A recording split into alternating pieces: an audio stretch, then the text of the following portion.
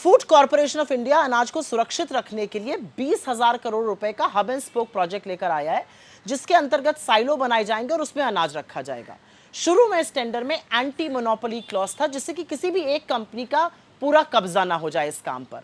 लेकिन धीमे से नीति आयोग और वित्त मंत्रालय के कहने पर यह एंटी मोनोपोली क्लॉज हटा दिया गया। और फिर क्या, फिर जादू हुआ। 134 साइलो का टेंडर निकला, जिसमें से 110 अडानी एग्री लॉजिस्टिक्स और लीप इंडिया नाम की कंपनी को मिल गए। मतलब 134 में से 110, 20,000 करोड़ में से अकेले अडानी को करीब 10,000 करोड़ का टेंडर मिल गया। अडानी इन साइलो में अनाज रखने के लिए, उसके ट्रांसपोर्ट, उसके आवागमन के लिए सरकार से पैसे लेंगे और यह 30 साल तक की गारंटीड इनकम है। यह एक्चुअली कुछ और नहीं है, यह खेती और खाद्यान्न में चुपके से अडानी को पिछले दरवाजे से घुसे आने की, पिछले दरवाजे से एंट्री देने की सारी कवायद है। और इसके लिए एंटी मोनोपोली क्लॉज भी हटा दिया गया है।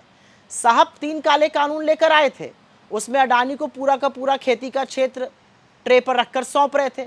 किसानों ने प्रदर्शन किया, प्रोटेस्ट किया, घुटने टेकने पड़े बीजेपी को, नाक रगड़कर मोदी जी को कानून वापस लेना पड़ा था। और अब इसीलिए चुपके से उनको एंट्री दी जा रही है पिछले दरवाजे से, एंटी मोनोपोली क्लॉज हटाकर, जिससे कि एफसीआई का अधिकांश काम जो है वो अडानी के हाथ आ जाए।